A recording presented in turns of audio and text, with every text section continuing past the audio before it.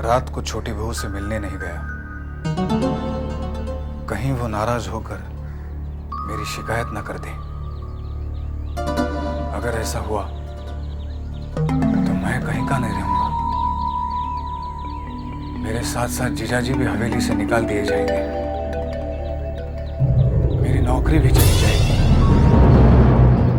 सुविनय बाबू, जबा मेरे बारे में क्या सोचेंगे?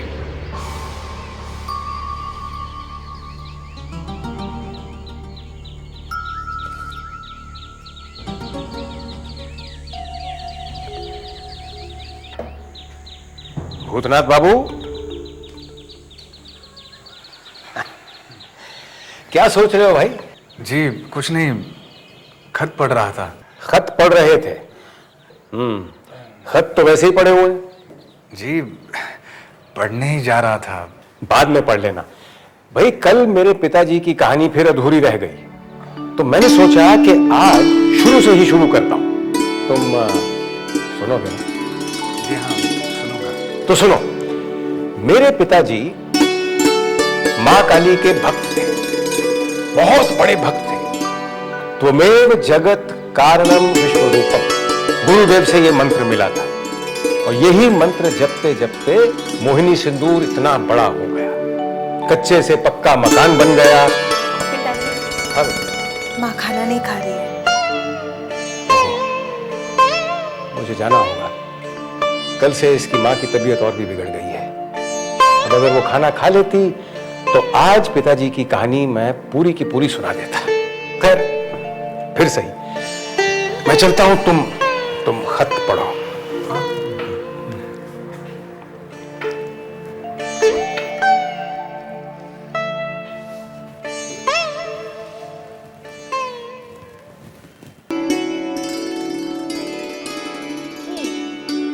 तो ये काम है तुम्हारा?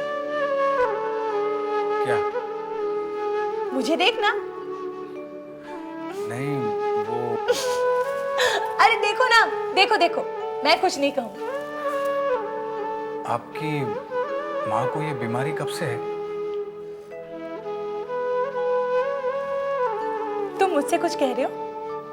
जी हाँ, मैं आप ही से कह रहा हूँ। फिर ठीक है, मैं समझ रही थी कि तुम मुझसे ही कुछ कह रहे हो। अरे क्या हुआ? सर में दर्द है? नहीं, क्यों? तुमने सर पकड़ लिया? वो तो मैंने ऐसे ही पकड़ा था। ओह, तुम ऐसे भी पकड़ लेते हो? क्या सोच रहे हो कि मैं तुम्हें बहुत सता रही हूँ और तुम मेरी शिकायत पिताजी से जाकर करोगे? नहीं, मैंने ऐसे बिल्कुल नहीं सोचा। आप गाना बहुत अच्छा गाती हैं। तुमने मेरा गाना कब सुना? पहली बार जब मैं आया था, आप गा रही थी। जी कर रहा था आप गाती रहे, मैं सुनता रहूं। किसी दिन सुनाएंगी आप वो गाना? किसी दिन क्यों? मेरे जन्मदिन पर आ जाना, सुना दूंगी। पर अकेले मत आना। फिर किसके साथ आऊंगा? तोहफे के साथ। भोजन तैयार है।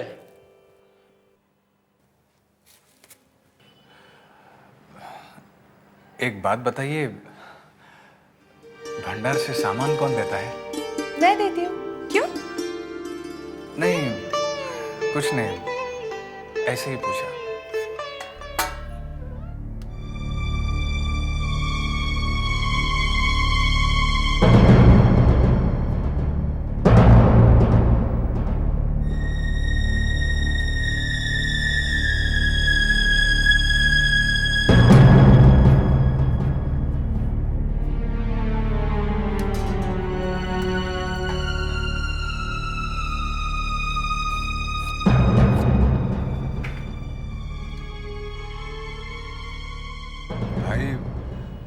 ऐसी बड़ी बड़ी आंखों से क्यों घूर रहे हो?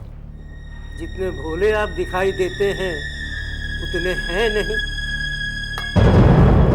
तुम कहना क्या चाहते हो? आपको जो कहना था कह ही आए ना। क्या क्या कहा मैंने और किससे कहा? मेरी शिकायत की है आपने। कि मैं आपको भरपेट खाना नहीं देता। क्या शिकायत? और मैंने? हाँ हाँ, आपने।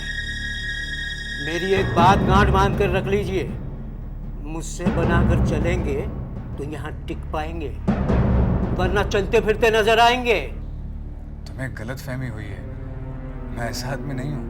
मुझे आदमियों की खूब परख है, समझे आप जैसे न जाने कितने किरानियों को मैंने देखा है। भला चाहते हैं तो आगे से सोच समझ कर चलिएगा, वरना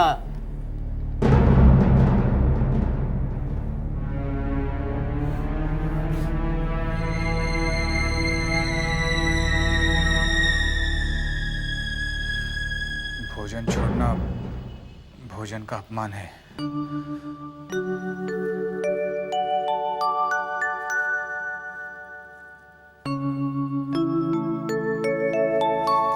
कल से मैं दफ्तर में भोजन नहीं करूंगा।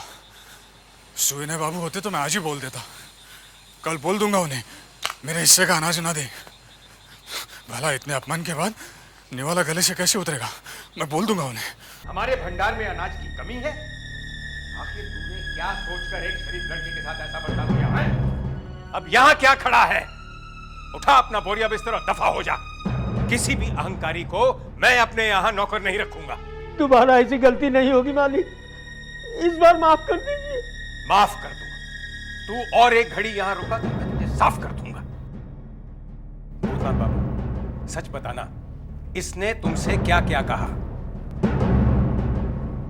जी, इसने ऐसा कुछ नहीं कहा।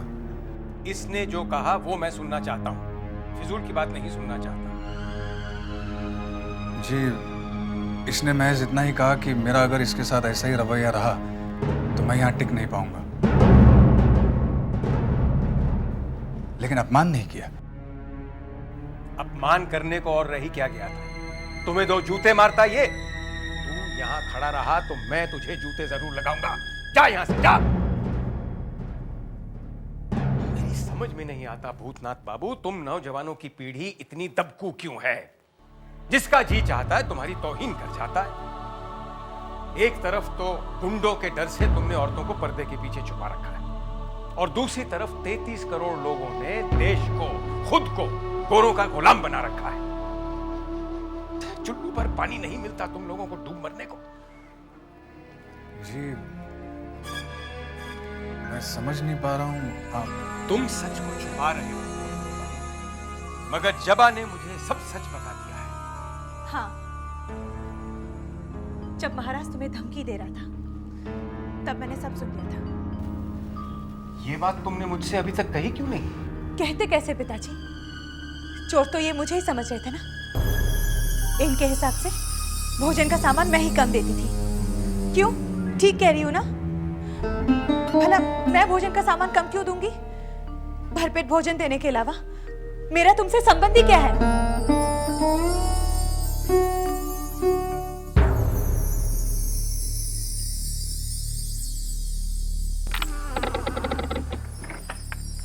आ गए साले साहब।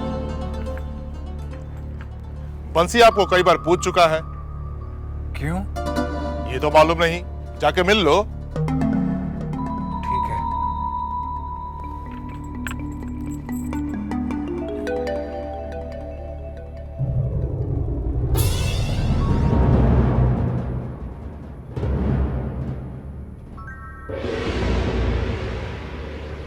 जरूर छोटी बहू का संदेशा होगा। कहीं कुछ गड़बड़ तो नहीं? नहीं, अगर कुछ गड़बड़ होती तो दरबान को भी पता होता।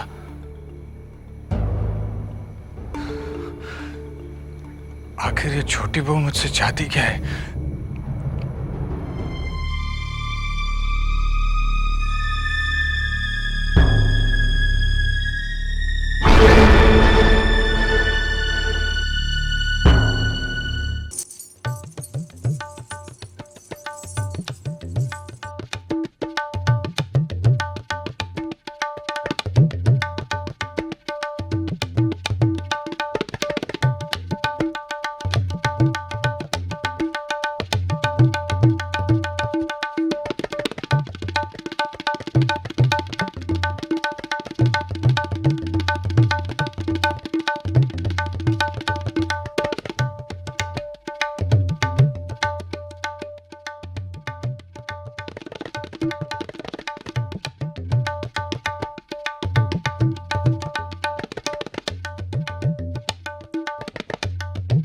वाह, बहुत अच्छा तबला बजा लेते हैं आप। बस बजा ही लेता हूँ। चलिए, आपको बुलाया है किसने? नन्हे बाबू ने।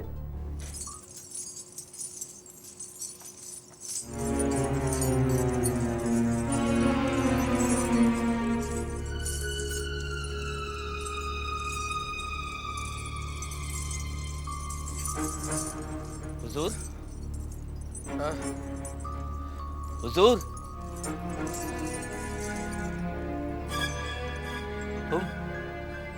तुम कौन हो? हुजूर, यही है मास्टर जी के साले साहब जो तबला बजा रहे थे। अरे अरे, आओ आओ भाई, तुम इधर आओ।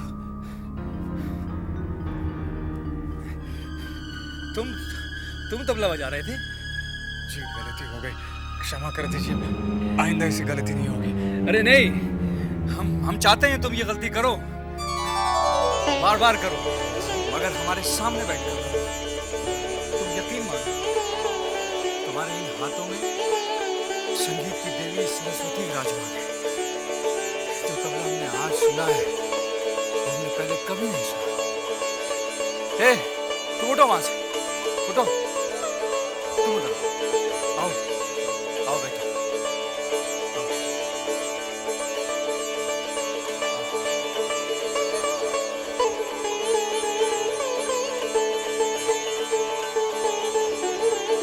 ये है कि जोश इस कलाकार के बाजुओं में ज्यादा है या फिर इस फनकारा के पैरों में।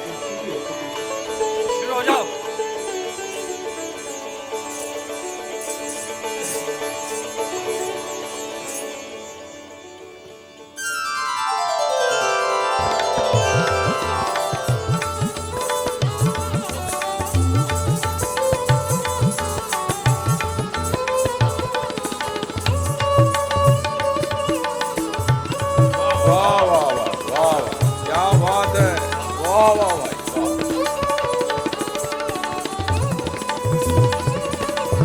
मजा आ गया भाई, समा बांध दिया।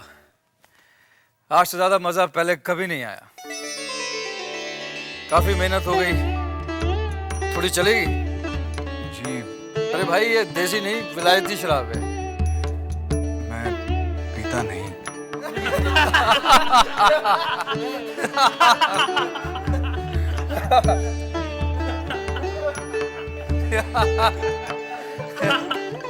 हुजूर, हुजूर, क्या है बंसी? बड़ी माँ ने साले साहब को बुलवाया है। जाओ भाई, बड़ी माँ का हुक्म है। जी ठीक है, चलता हूँ। नमस्ते।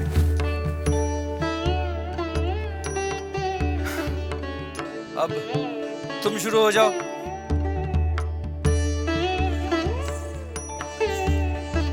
बड़ी माँ ने मुझे क्यों बुलाया?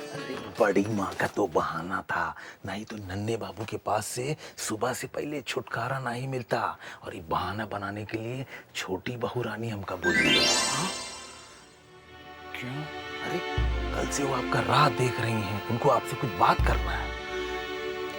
बंसी, कहीं छोटे साहब आ गए तो? छोटे साहब सुबह से पहले नहीं आते हैं, इसीलिए इस समय बुलाया। आओ। कौन है? क्या हुआ? ये कौन थे? ये है घड़ी बाबू, हवेली के बहुत पुराने नौकर हैं, समझे, बूढ़े हैं। इनका काम है हवेली की सारी घड़ियों का समय मिलाना और दूसरे का समय नष्ट करना। वो कैसे? हवेली के साहब और बहुओं को छोड़ के जो भी इनके सामने पड़ जाते हैं ना, वो का जबरदस्ती बैठाए कि जो उन किस्सा शुरू करते हैं तो घड़ी के सुई की तरह रुकते ही नहीं। और 3 बार बाकी है। चल जल्दी झूला लीजिए। क्या हो रहा है? बड़ी माँ हाथ धोआवत यहाँ है। 64 हो गया। अरे बहुत छुआछूत वाली हैं, अगर उनके ऊपर कौनो साया पड़ जाए या गलती से केहू से उनका हाथ छू जाए तो जाना तो कितने बार हाथ धोवा थी? कितनी बार? 64 बार हाथ धोवा थी, तब जाए के कहीं पवित्र होती।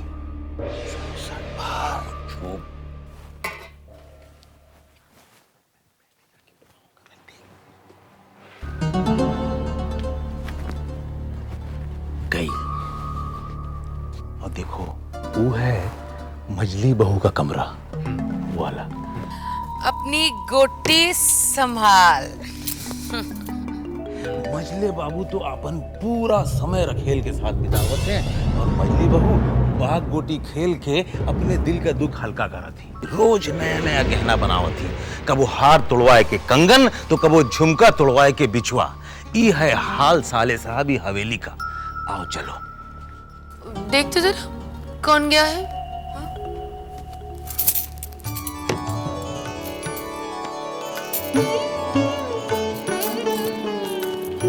कोई नहीं है। अरे आप तो हार रही थी, आपने गोटी बदल दी है। सिंधु, तेरी इतनी हिम्मत तो अपनी मालकिन को बेईमान ठहराती है। नहीं नहीं मजली बहू रानी, मेरा ये मतलब थोड़ा ही था। एक दासी से मालकिन हारे तुझे अच्छा लगेगा क्या? मैंने तो वही किया है। चल खेल।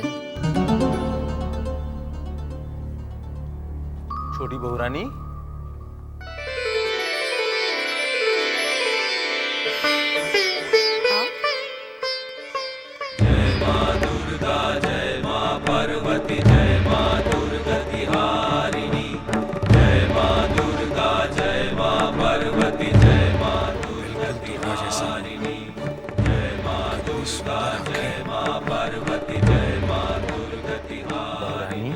ये है साले साहब। मालूम है। बैठो। बंसी, तू बाहर खड़ा रहे और चिंता से कह दे कि थोड़ा नाश्ता भेज दे। जी अच्छा।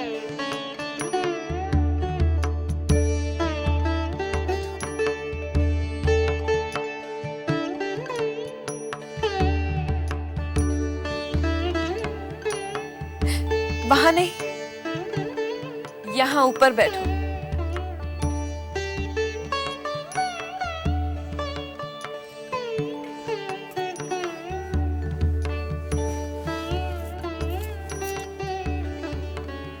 सब तुम्हें साले साहब कहते हैं। नाम क्या है ये तो बंसी भी नहीं जानता। होश संभालने से पहले ही माता पिता संसार से कुछ कर गए।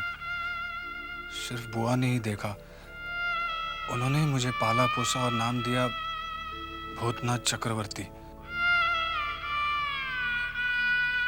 सबको सुनने में अजीब लगता है, आपको भी लगा होगा। बिल्कुल नहीं लगा। मैं तुम्हें भूतनाथ ही कहूंगी।